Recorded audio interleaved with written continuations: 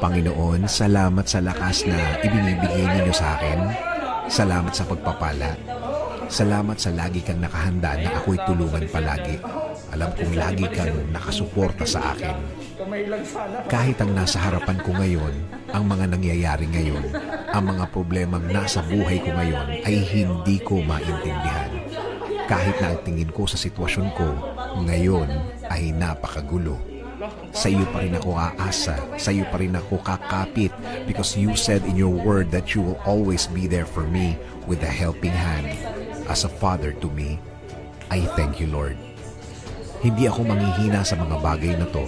Hindi ako mawawala ng loob, hindi ako matatakot dahil naniniwala ako na lagi kang andyan para ako ay sagipin sa mga problemadong araw tulad ng mga nararanasan ko, Panginoon.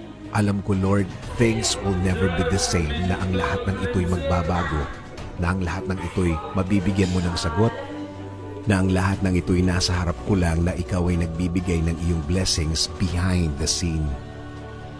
Dahil alam ko, Lord, na ako'y bahagi ng iyong plano. Plano para ako'y mapunta sa mabuti. Plano para mas mapaganda ang kinalalagyan ko. Plano para hindi ako masaktan. At plano na ikagaganda ng aking buhay, Panginoon. Sa iyo rin ako aasa, Panginoon, sa safety ng aking pamilya. Tuloy niyo po ang pagbibigay ng proteksyon at pagmamahal sa aking pamilya. Tuloy niyo po ang pagbibless sa kanila. At ang aming bayan, Panginoon, huwag niyo rin pong pabayaan ang aming bansa. Kayo na pong mag-alaga sa amin at sa lahat ng aming kababayan. Patuloy kaming kakapit sa inyong pangako, Panginoon, na ibibless niyo po